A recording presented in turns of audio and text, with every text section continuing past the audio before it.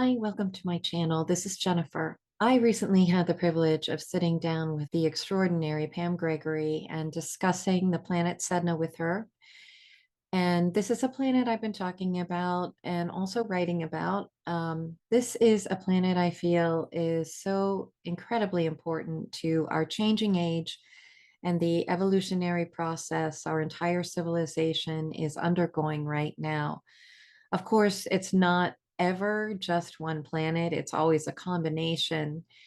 And actually, that's one of the reasons that I love doing the harmonic blends, because in this process, as our Earth ascends and our physical bodies acclimate to these changes, it is so important to stay centered, stay calm, stay grounded, and rather than being on the extreme end of any of these polarities, we can learn to blend in harmony the different energies. So we really are literally tuning forks. Actually, the word person breaks down into the Greek roots per, meaning through, and son, meaning sound or sonic. So we are constantly receiving and transmitting frequency, but we do hold the power to focus with our energy, with our intention, how we can direct that frequency into the world right around us. So, thank you so much for supporting my channel. It is always my intention to offer to you the highest vibration of words, of the language, along with the harmonic blends, so that together we can expand upon the nourishment, purification, healing, light, and wisdom, and above all, love that this world needs right now. So please stay tuned for this extraordinary conversation, and I will see you all soon with some updates. Until then, wishing you well. Hi, everyone. It is my real joy and honor today to be interviewing Jennifer Gale, who is also an astrologer. She's an author, a musician, a certified acutonics sound healer, and her work is wonderful. It's dedicated to illuminating the connection between heaven, earth, and humanity, and the healing power of vibration. So we're going to have a wonderful discussion today, because the understanding of energy and vibration is absolutely where we're headed. And she's written two books. One is The Science of Planetary Signatures in Medicine, Restoring the Cosmic Foundations of Healing. And she co-authored this, and it outlines the connection between astrology and ancient medicine, which is fascinating, and again reveals how vibration is the root cause of all signatures found in nature, including, of course, our own natal astrology chart.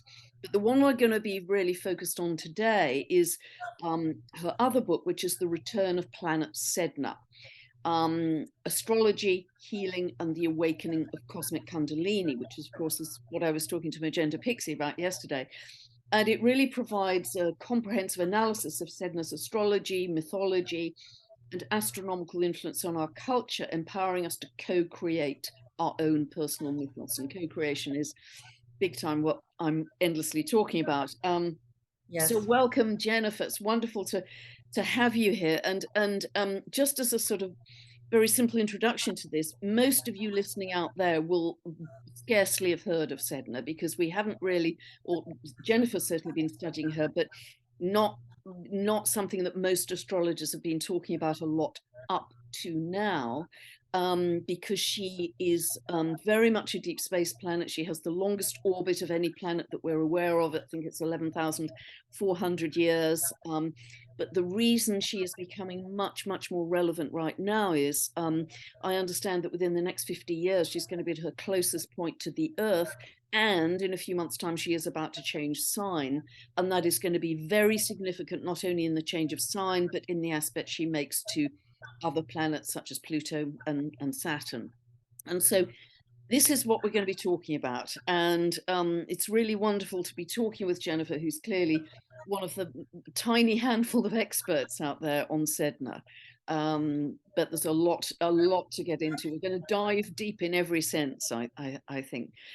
Jennifer. So shall I begin just with outlining a very simple version of the myth, and then you can kind Sure. of Well, from well, there. first, let me say thank you to you, Pam. It's a pleasure to be here and having this discussion with you, and I really appreciate the opportunity to let people know about Sedna and what it has, what she, the myth, the astrology and astronomy really have to teach us, and how we are being presented with a choice of these extremes and how we can blend them and be in harmony so that we are offering that up to the collective. Yeah, beautiful. Anyway, thank you. Beautiful, beautiful. No, it's going to be, I'm really fascinated because I've still got L plates on with Sedna. So I'm going to find this a fascinating discussion myself. But I know there's some variations on the myth, Jennifer, but as I understand it, the core myth is that that Sedna needed to be married off, as it were. And the tradition was that she should marry according to her father's choice, and that the husband would always take care of the family, not only take care of his wife, but take care of the family. And so Sedna was married, and this particular gentleman promised, you know, the earth and the heaven, as it were, and to take care of her and the family, and that did not happen. And as I understand it, therefore, her father came to get her back, essentially, and take her back in a canoe. But a big storm blew up. And in order to save his own skin, his own life, he threw his daughter Sedna overboard.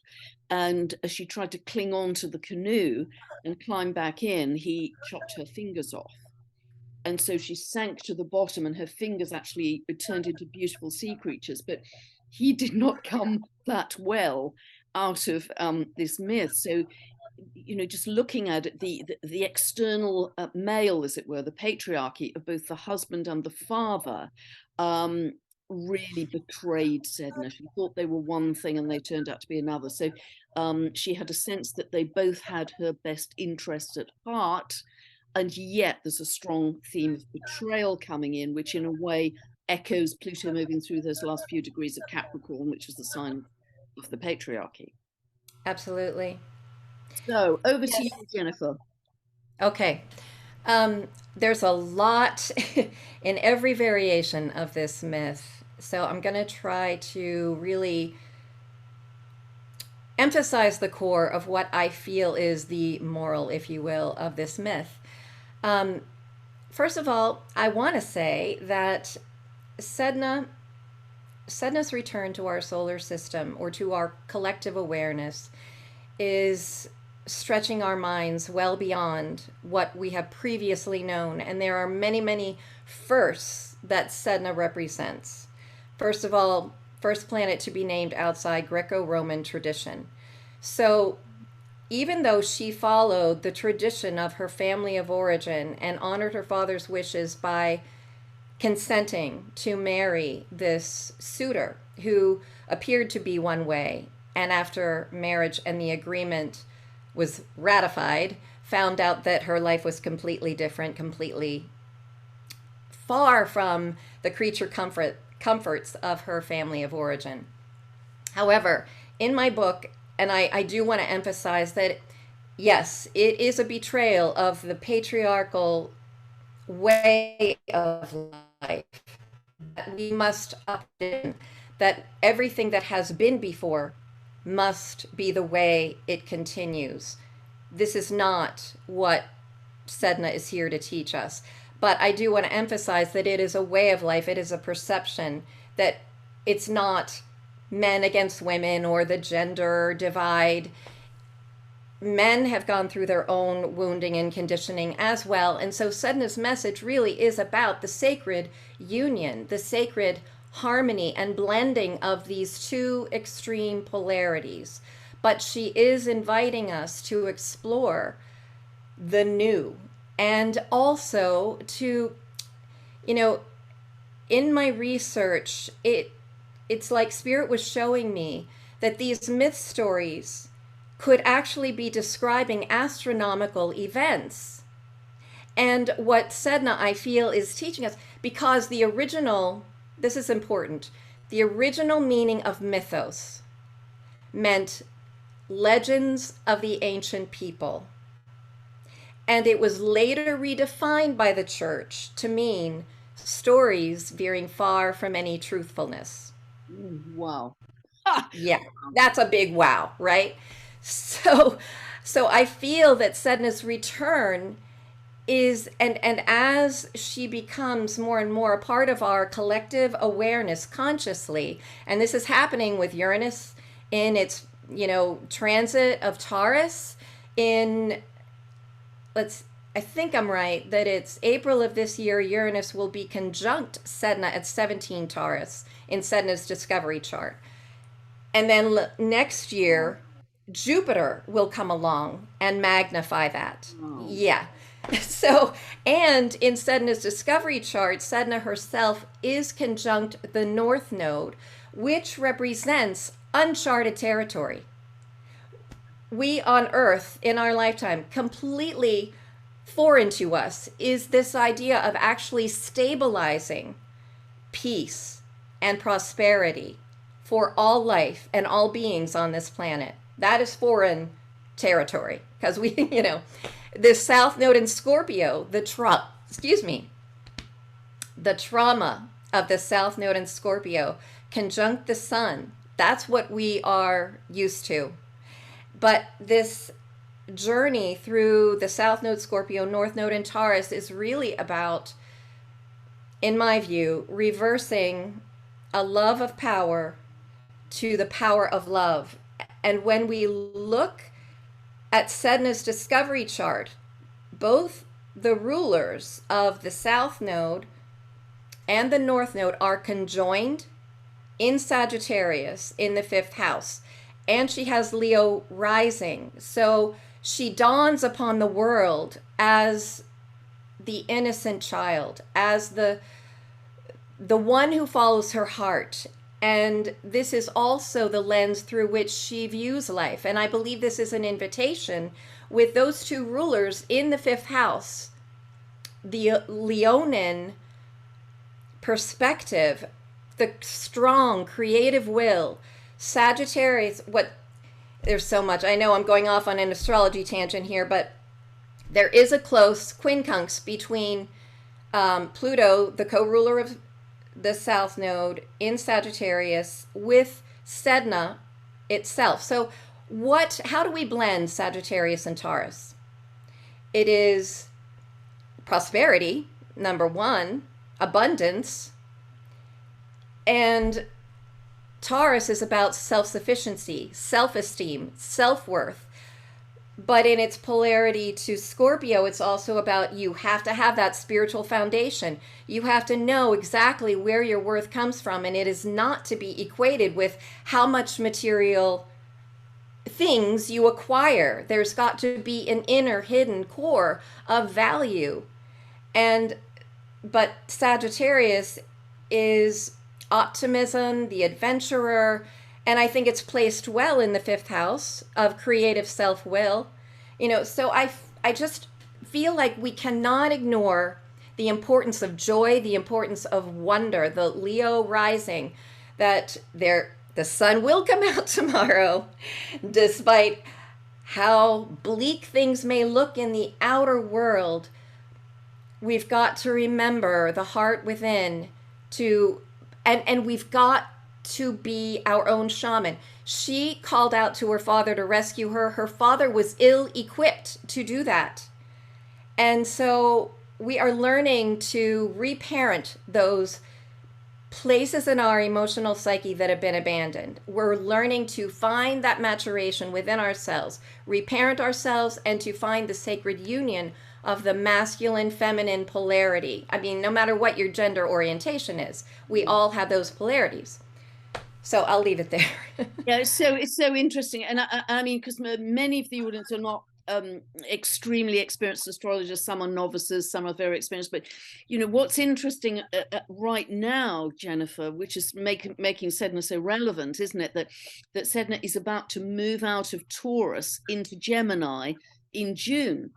And so it's so interesting that both Pluto is moving out of the last few degrees of Capricorn, at the same time Sedna's moving out of the last few degrees of Taurus, both earth signs, and they are both going to be kind of end of Taurus Capricorn, beginning of Gemini Aquarius, Yeah. back forwards, all of this year and all of next year. They're almost shadowing each other. And they both have Yes. strong themes of death, Yeah. because Pluto is linked to the myth of Persephone, that she was kidnapped and taken down to Hades, and Yep.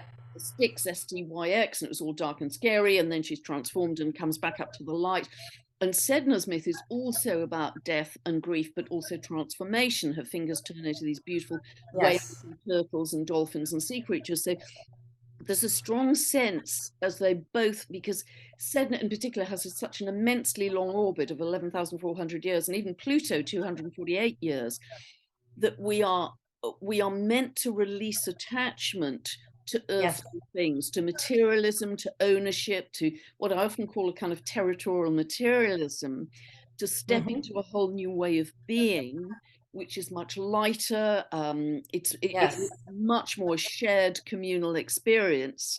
Both Gemini and Aquarius being air signs, and Aquarius particularly linked to community and collaboration, and they're entwined. They're in a very, very positive Yes. aspect over the next 2 years. So I see this as being a huge evolutionary leap for Yeah. humanity in terms of a real sharing, a heart connection, and coming together to step Truly. into a very, a very different earth and a very different world. How do you feel about that? Without doubt, I agree with every word that you've said.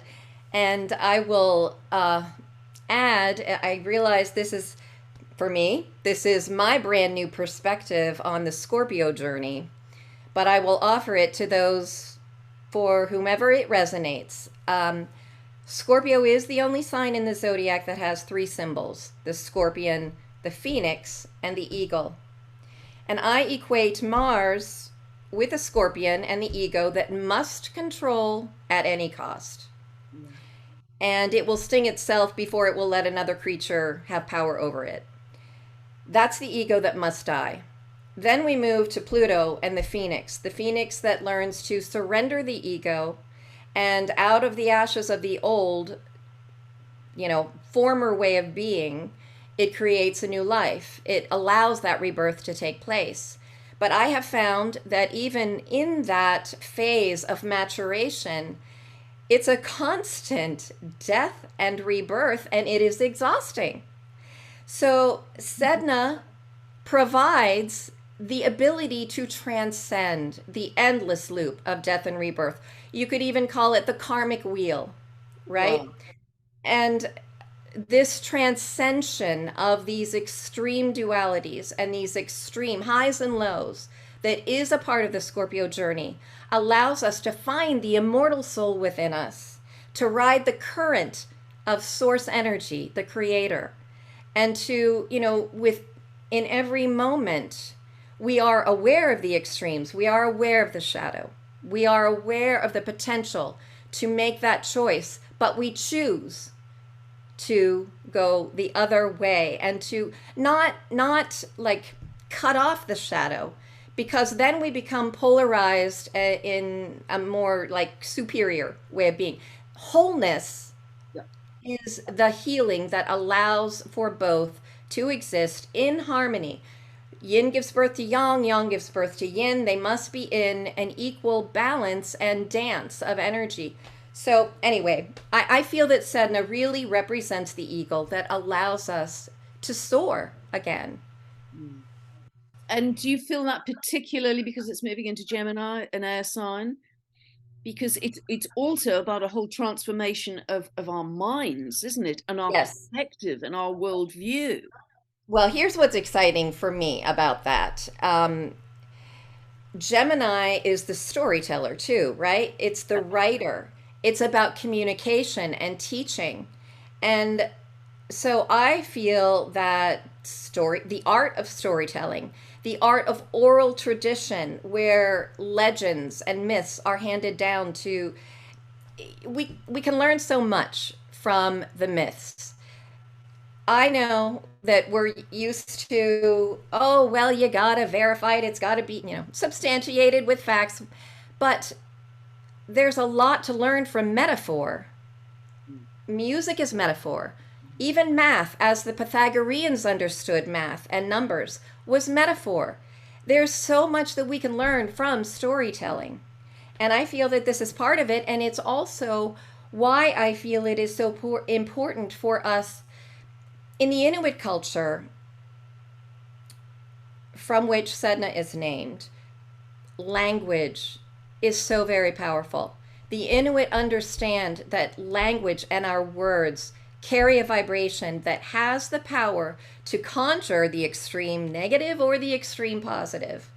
And we have to choose every moment how we use our thoughts and how they form our beliefs, and then how what words we use to talk to ourselves, whether we speak those words or not. It's the language we use that impacts our body and also impacts what we draw to us in our lives. So, language, that is Sedna moving into Gemini. We have got to understand how powerful our words are and that we can teach, through storytelling. Yeah, this And is so right, co-create. Yeah, isn't this so interesting? Because I endlessly bang on about this, as you probably hear, Jennifer. This, this mastery of self-thinking, of how we communicate. That every single moment, 24/7, whether we realize it or not, we are creating. We are creating. Absolutely. And this is also very much, again, I see Pluto moving into Aquarius, and as well as Sedna moving into Gemini. We are going to really get the mastery of our vibration, of our energy signature, in order to create a better world individually and collectively. But Absolutely. you feel it's also about Sedna will create for us a whole new story for humanity, because she's going Yes. to be in Gemini for eons, isn't she? Rest Oh, yes. sure. I'm not sure when she leaves Gemini, but I mean, she's been in Taurus since 1966, hasn't she? I should know the year, but I don't. So I'm going to trust you on that. Okay. Yeah, everybody, yes. Well, no. Yes, yes, you're right. 66, I think, because I was born in 62. So you can edit that out. It was a Yeah, whole era that we're not talking yes, 2 years, we're talking about a huge expansive time. So she's going to be in there for what, 60, 70 years, something like that. She's got a highly yeah. elliptical orbit though, hasn't she? Very high, yes.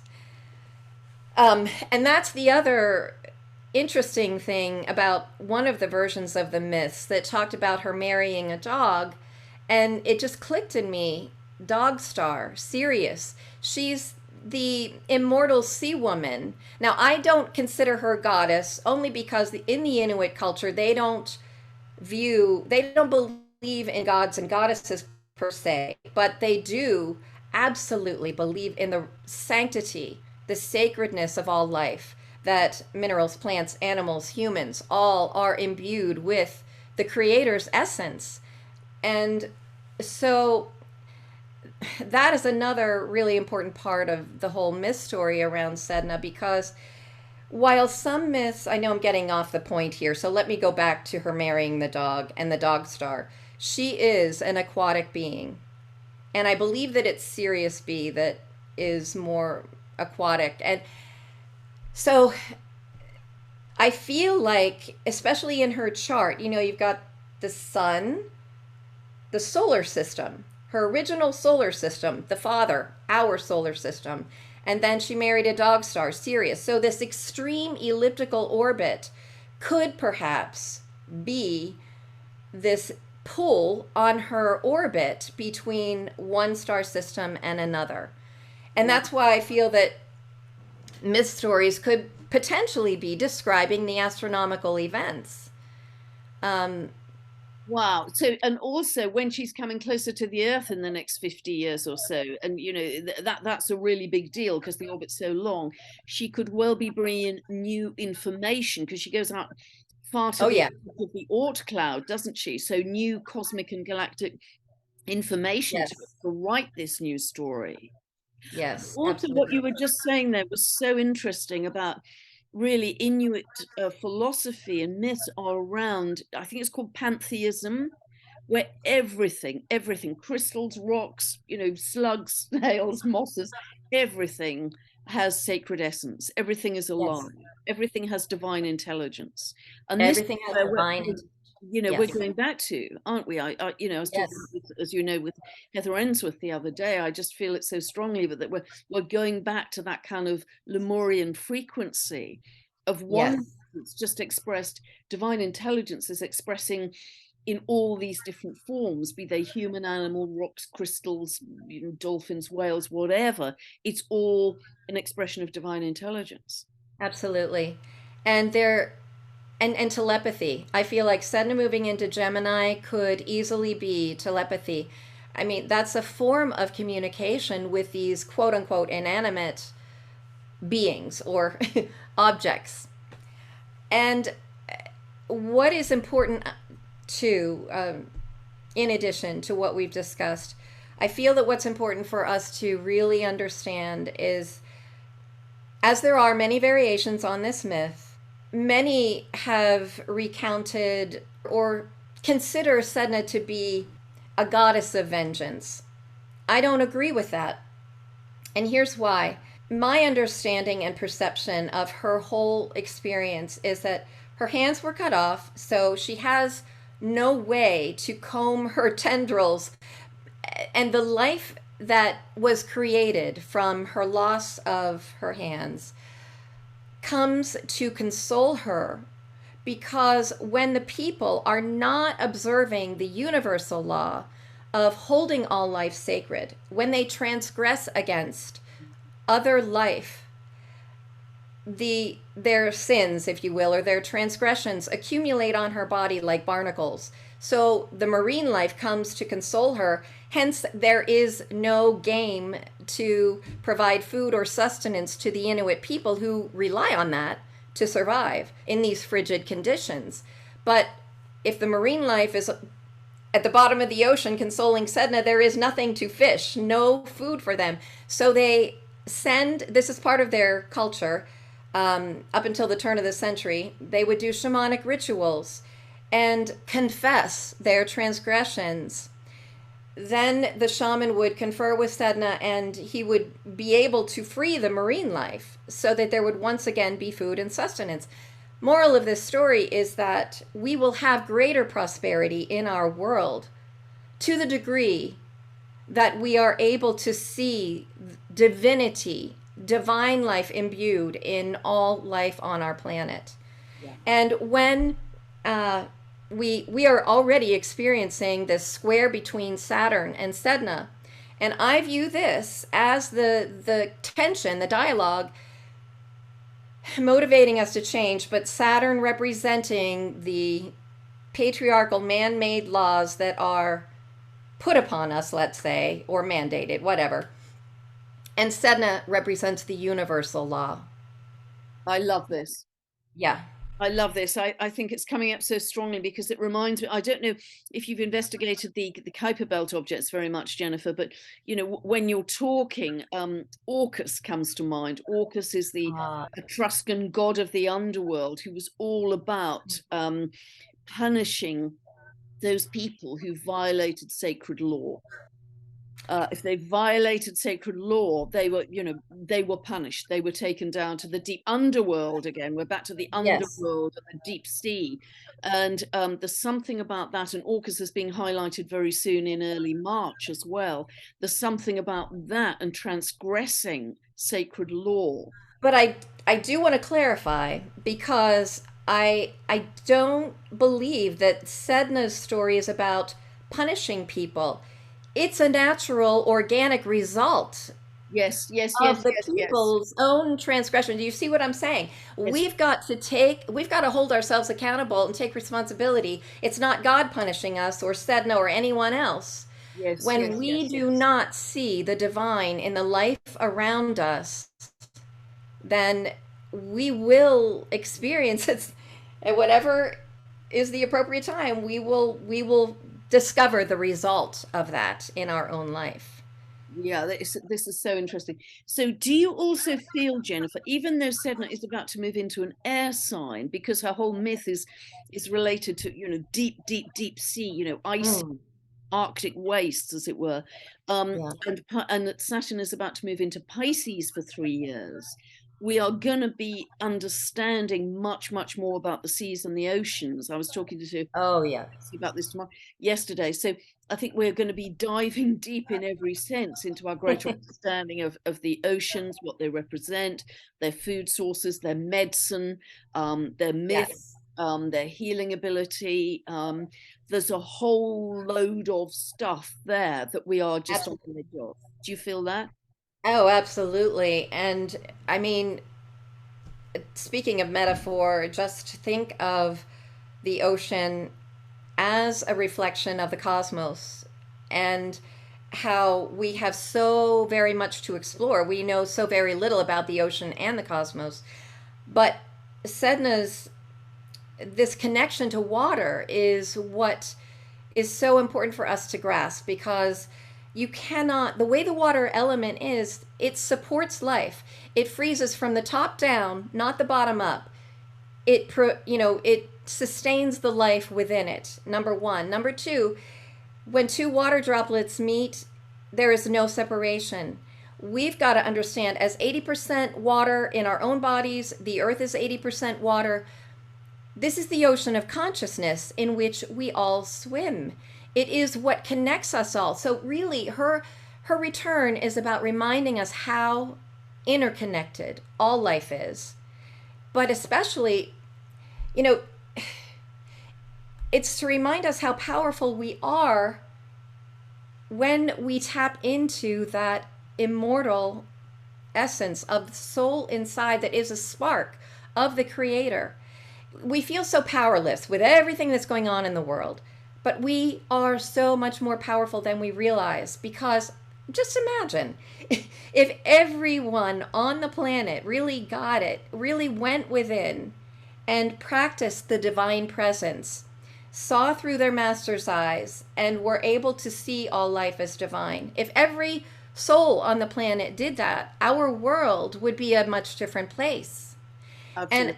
so, as if Gemini represents the personal mind, Mm. then perhaps Sedna coming to the sign of Gemini, it's going to be a stretch. It may really challenge many minds out there, but she's going to be there for a long time. We're going to have time to get used to it. And I feel that this is what is on the table. This is what's on the horizon for us. Do you also feel, particularly because of that trine to Pluto as well, Jennifer, that this may bring Yeah. in a lot more galactic contact or Oh, galactic yes. understanding? Oh, absolutely. I mean, Pluto moving into Aquarius, this is going to be going down the rabbit hole of all things Aquarian. And it does include the eccentric, off world beings. And I,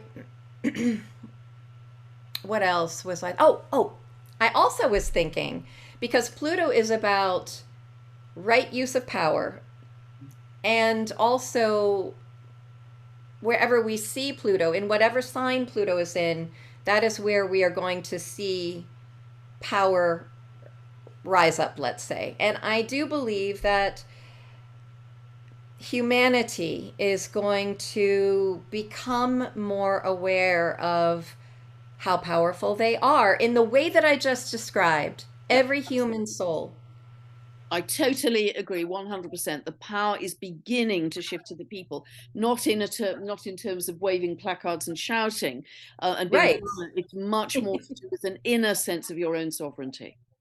And that's going to be Absolutely. a massive shift that will change everything. It will change people's worldview, their perspective, and a sense of, again, a phrase I often use, stepping back into our galactic citizenry. And, Yes. and Absolutely. Because this is, yes, thank you. And I see that with the trine between Pluto and Sedna, because Sedna itself, her return is reminding us that we are not just citizens of planet Earth. We are citizens of the cosmos. And everything that we do here as a human family on this planet reverberates into the cosmos as well. Same thing as with water, the ocean of consciousness. It doesn't stop at planet Earth, it goes well beyond.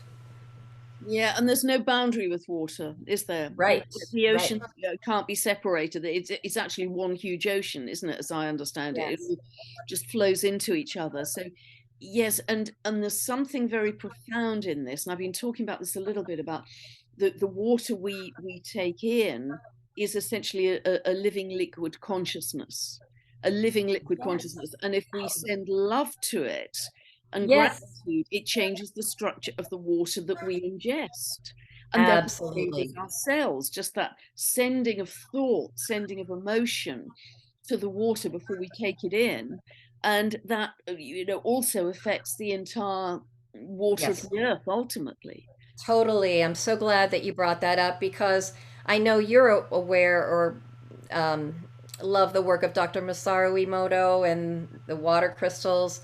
And one of the things that I found so fascinating is that, I mean, along with Masaru, excuse me, along with just Dr. Emoto, Wilson Bentley, who photographed snowflakes made out of water.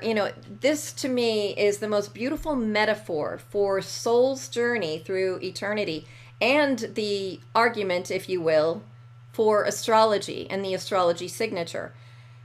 No two snowflakes are alike. And what Wilson Bentley discovered is that it was the actual journey of the snowflake through what he called cloudland, their exposure to the elements that formed or that signature, that unique configuration of each snowflake. And I feel that the natal signature also reveals soul's journey through eternity and tells the story. But that story can come to life in so many different ways. And before we get off snowflakes, I just want to say Johannes Kepler, who was known for the laws of planetary motion, also wrote a little book about snowflakes. He was fascinated with them. Wow. So, so I mean, it's just, to me, it's another example of how the Creator speaks to us through metaphor, number one, and also how the message can be seen in such a tiny, simple thing like a snowflake, or it can be as sophisticated as astrological, and astronomy language. Wow. Wow, there's so much in that. And you also feel with Sedna coming closer, Jennifer, that we and also I think Pluto moving through those final degrees of Capricorn, because it's so much about death and grief. Are we going to be diving deep into some very profound emotion as we go through this? Oh, yeah. Oh, yes. You know, you Without a doubt. in an unprecedented way or to an unprecedented level than we've ever done before. Well, I mean, you got to think about Pluto, and Pluto was discovered in 1930, and think about what arose 15 years later, the atrocities that we had to grapple with on the collective with, the Holocaust and the end of World War II. Sedna's extremes are even more extreme.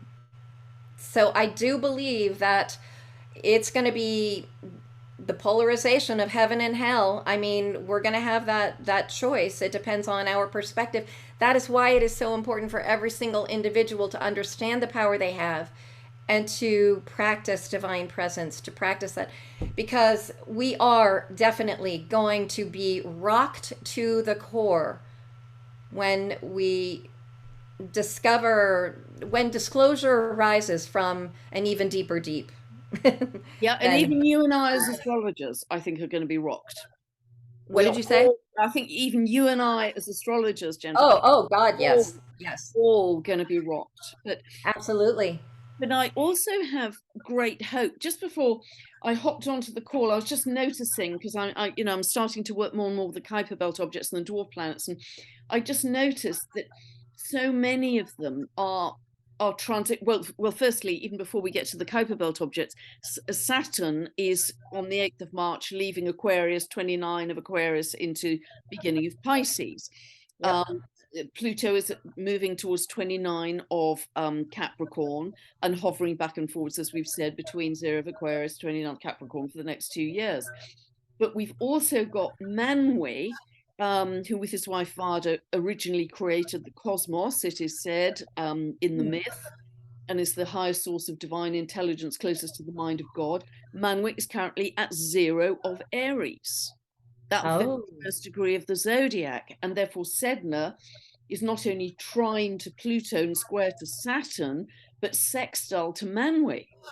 oh, And wow. when Sedna enters Gemini in June, she is still going to be sextile to Manwe, because Manwe by then will be at 2 degrees of Aries. So this is this is really profound transformation of the new world, of the new earth.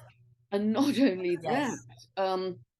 Sedna, if I've got my geometry right, appears to be in a finger of fate or a finger of God configuration with Homer at 0 of Scorpio in June and Ixion at 3 degrees of Capricorn. Oh, wow. So, considering the Kuiper Belt objects, all of them are around about a 300-year orbit, to have so many of them, even if we leave Saturn out of the picture, in this tipping point of ending, beginning, ending, beginning, ending, Very beginning, much. is Yes. extraordinary. Yes.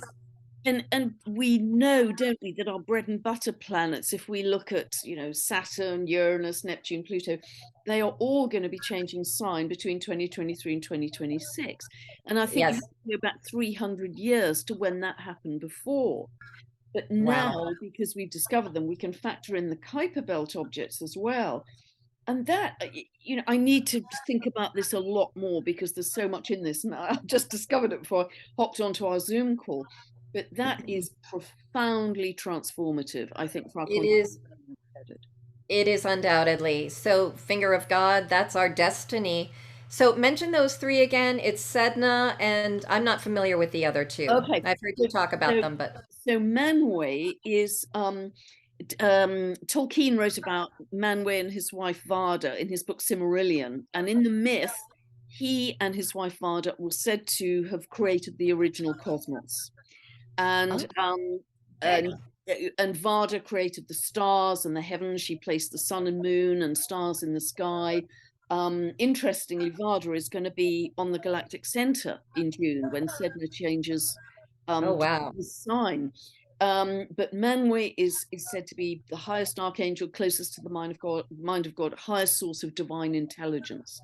He's beyond the dimensions of time. So he's currently at 0 of Aries on the Okay. world axis, but he's Beautiful. still, even in June, when Sedna moves into Gemini, he's at 2 degrees of Aries. So Yeah. Sedna will be sextile Manwe, and that talks about transformative opportunities for a whole new world being created, a whole new earth being created. And Sedna will then Absolutely. in June be in a finger of God, finger of fate at the pointy end of the of those two Yeah. quincunxes between Homer at 0 of Scorpio, and Okay. Homer in myth, she's related to the Hawaiian goddess of fertility, who in myth was able to birth babies from all over her body, just not even the regular places. I mean, she was a Wow. huge regenerative principle, and she had this magic stick called the Makalai.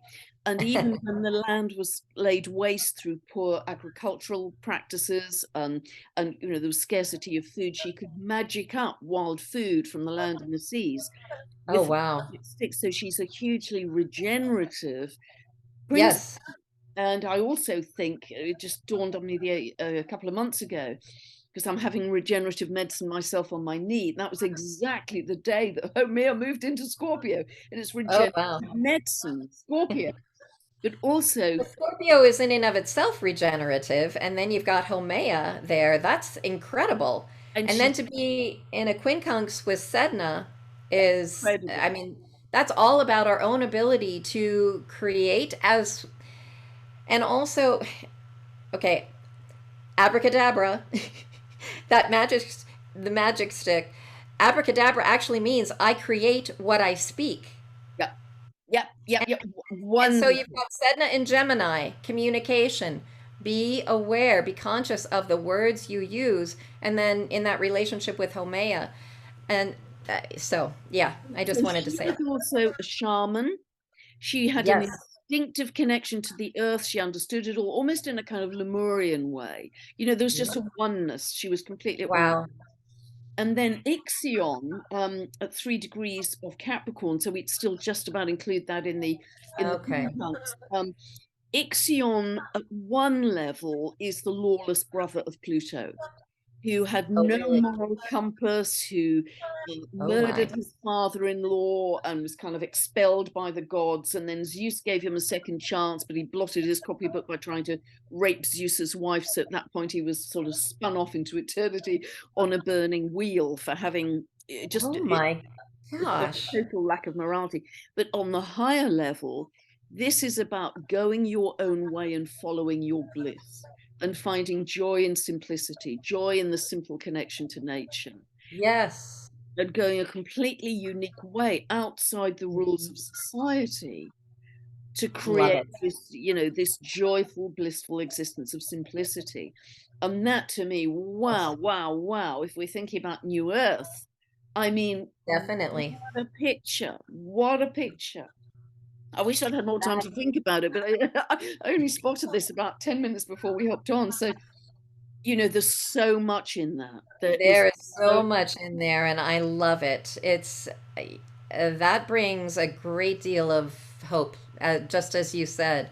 I mean, because I do feel that the finger of God is our collective destiny, and with Sedna being the focal point of this yod, then you know, there's a lot of hope for humanity if we can just really take this to heart and live from that innocent, wondrous place of the child within, follow our heart, and understand how sacred all life around us is, understand what power we have in our words, our thoughts, our deeds, and that it reverberates instantaneously, simultaneously.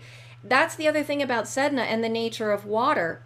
Time. Oh, and that's that's the other thing about Saturn and Sedna, because Saturn is chronos, chronology, linear time.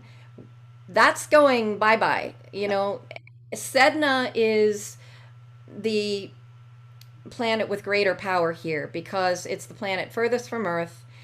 Uh, but Sedna's perspective on time is non-linear.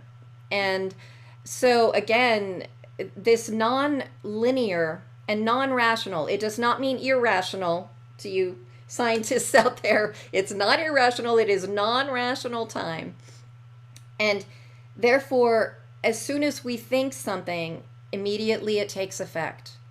It's a little scary, but it reminds us how important it is to manage our triggers, to manage our emotions, to hold ourselves accountable, even if we've been, when we have been betrayed, deceived, traumatized, whatever. We cannot continue to be disempowered by the individual who was in that dance of energy with us. We have got to reparent ourselves, to go within and allow the divine parent, Mother, Father, God, to help us overcome these triggers so that we're not polluting the ocean of consciousness further by putting blame outside of ourselves. because, you know, if it is the case that our individual consciousness produces our individual reality, therefore by Yes. logic it has to be the case that our collective consciousness produces the reality, and so Yes. therefore we are kind of, as you say, not taking our own responsibility for what has been produced in society. Right. And therefore we have to recognize that collectively we have produced some challenging stuff, certainly in the last 3 years, but that at the same time has acted as a massive catalyst on our Yes. own awakening. It has had Totally. purpose, although it's been a horror in many, many ways for many, many people. Absolutely.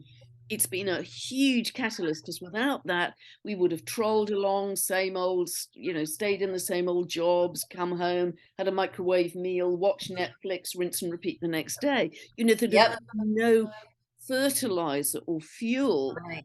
to go Right. deep and take that road less traveled to awaken to a different level of reality. So if it Yep. is the case that as soon as we think it with Sedna and Gemini, we're going to be there, that says amazing things. We think of Gemini about transport. It's the sign ruled by Oh yeah. Mercury. You know, are we going to be on Sirius in seconds? Are we going to be on the Pleiades in seconds? You know, Well, Arcturus. I think, for those who saw the movie Contact, I think there's a lot to be said about that. I mean, without physically traveling there, we can be there. We can have that experience. Wow. And also, I was talking again yesterday about this, but that really reinforces the work of Professor Robert Temple, who talks about these essentially plasma highways, which are filaments of light that go for billions of miles. And our thoughts and our emotions produce those, you know, add to those in every Yes. moment. And if by thinking it, we can experience it without the physicality of being there, that really reinforces his work and what he was saying, which becomes immensely exciting. And Yeah, and it and is. you know, I really agree with you about the dissolution of time, because if we think of Kronos, Saturn moving into Pisces, Pisces will dissolve Saturn, Yes. dissolve the time. And because Sedna has Mhm. such a massively long orbit, I mean, time doesn't exist way out on the edge of the Oort cloud in Right. the way we see clock time. I think the further out Exactly. we get in deep space planets, the more time just disappears because their orbits are so long. It has no Right. relevance. Absolutely. I love that. Yeah, the way that we will be experiencing time is more fluid with Saturn in Pisces, far more fluid. And yeah, the other thing I was just going to mention about Sedna is because Sedna was named outside Greco-Roman tradition, she brings ancient history back to North America. And it is, the Inuit culture is still acknowledge, let's just put it this way, they still acknowledge Sedna in Wow. present day culture. So Right. it brings ancient history and future possibilities squarely back into our present consciousness. Again, just emphasizing the fact that all time exists right here, right now. That's how I see that. And is it also, Jennifer, that because the Inuit peoples are one of the few truly kind of coherent, very long-standing traditional communities that look after each other, care for each other, you know, like an extended family? Hmm. Is there Oh, also that whole idea being brought back, which reinforces the Pluto in Aquarius of moving back into community, collaboration, yes. sharing, heart to heart connection? You know, the Love extended that. family of families of frequency that I think that's where we're headed. Is that part of Absolutely. Sedna moving so close to Earth? I absolutely agree with that. And I think, um, well, yeah, I really can't add to that.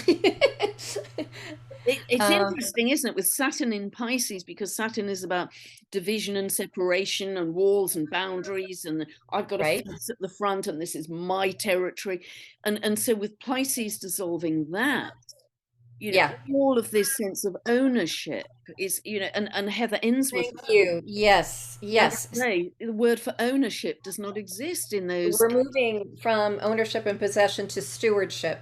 That's the other thing about the Sedna uh, story, Yeah. Sedna myth, and the Inuit culture. It is about stewardship, sacred stewardship, rather than power over or possessing another creature, being, whatever.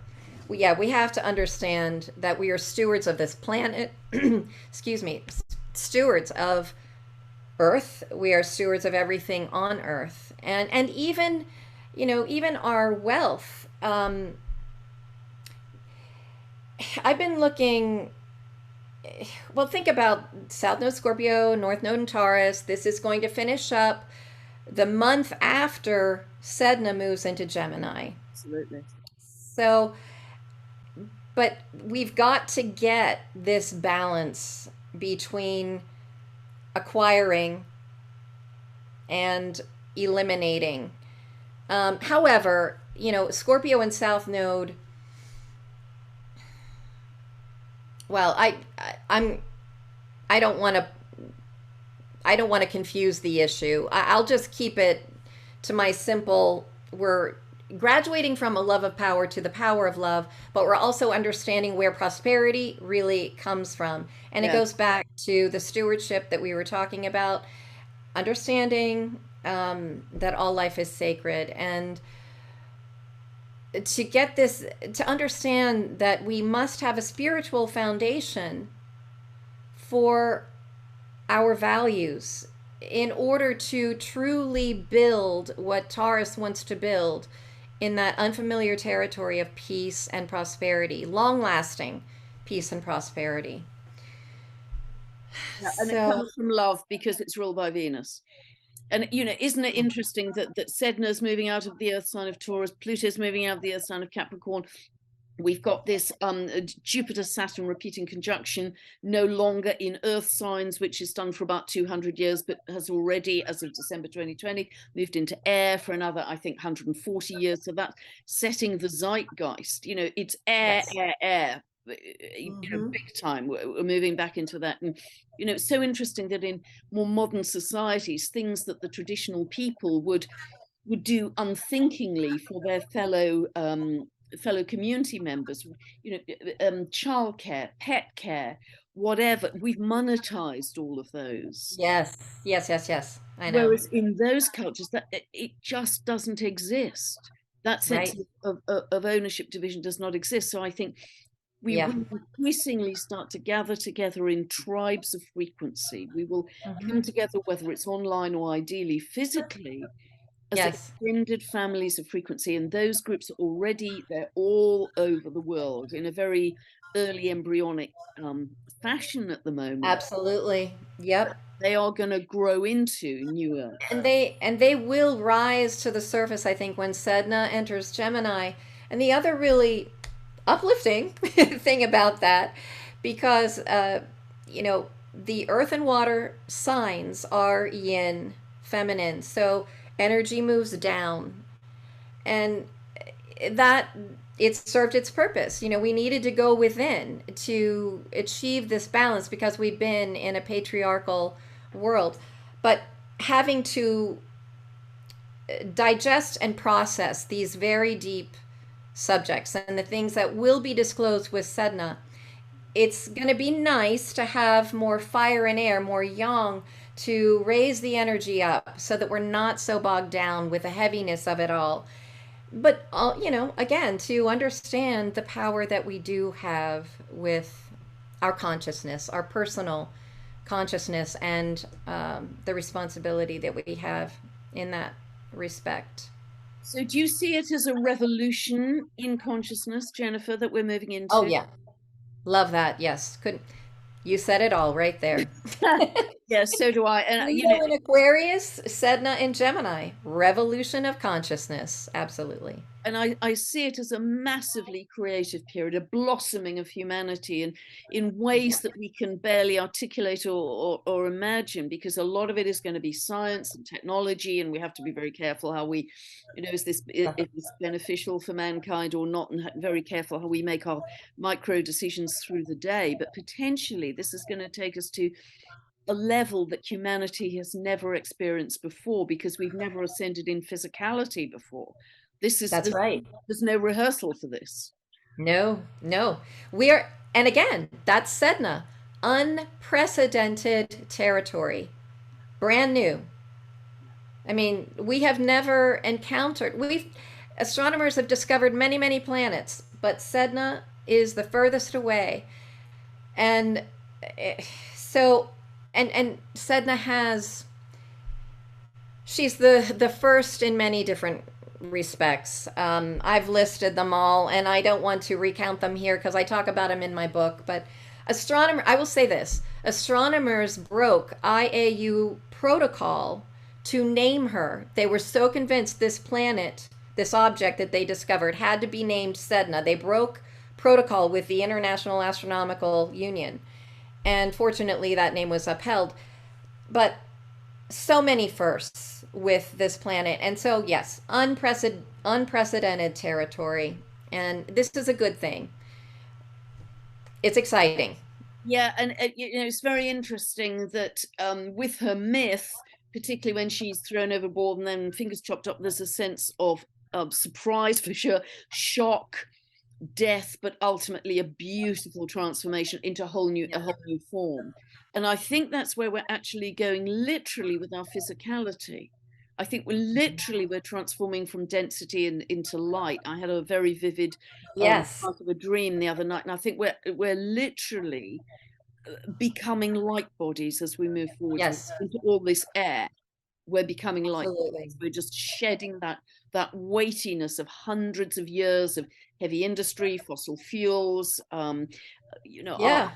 status defined by our wealth and our money, and it's going to be utterly different. We're going to be flowing in the oneness of consciousness, flowing in the Beautifully, oneness of consciousness. beautifully said. I couldn't agree more. It's exciting. Is there I don't know anything what else I else can add. you'd like to share, Jennifer, or add about Sedna on top of all that you've said? I don't know that there's anything else I can add. I mean, I think the fluidity that you just described, understanding we're stewards, understanding that our experiences and the things that come to us, they flow through us. We've got to, just like, oh, I remember what Heather said in your conversation, and I loved it, that we can't grasp the boat of our previous life. We've got to learn to let go and let the Creator carry us. We've got to trust. I mean, that's the other thing about embracing the inner child.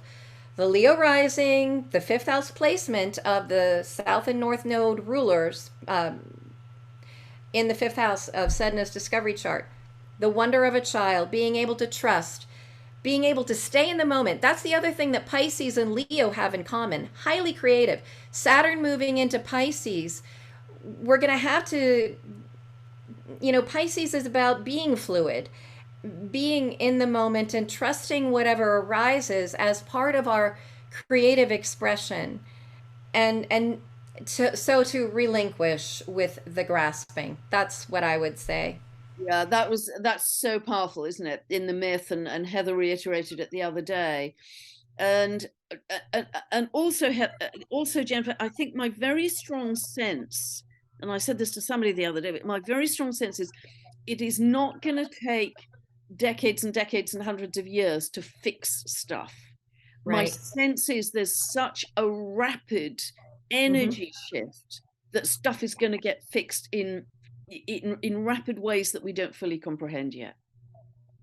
Okay, yes. And the fact that Pluto in Aquarius, Pluto is revealing things that have been hidden. And there's a lot of advanced science and technology that will benefit us Yeah, that absolutely. has been held back. Yep. And so when that gets disclosed and that gets revealed, we're going to be moving light years ahead like that. I really agree. Healing technologies, which are starting to come to the fore already, because Pluto moves Hmm. into Aquarius 23rd of March, and we're in that energy already. But yes, free energy. There are many, many technologies which are going to be absolutely transformative for humanity. Yeah, They're already there. They're already here. They just have to be exactly. revealed. And so I think we have a great deal to look forward to. We just have to stay in love. We have to stay in joy. We have to stay in gratitude. We have to beam that out to the world and Beam transform. that out and stay in trust. Understand that, like you said, that collective shadow, it's serving a purpose. It ain't fun. It ain't pretty. It never is. But we cannot repress it anymore. We cannot ignore it. We've got to be our own shamans, do our own rescuing, dive down deep into our own personal waters of consciousness, and you know and love those abandoned places, whatever they are for us as individuals. And uh, and when we do that, we're going to see just how powerful we are as a collective human family.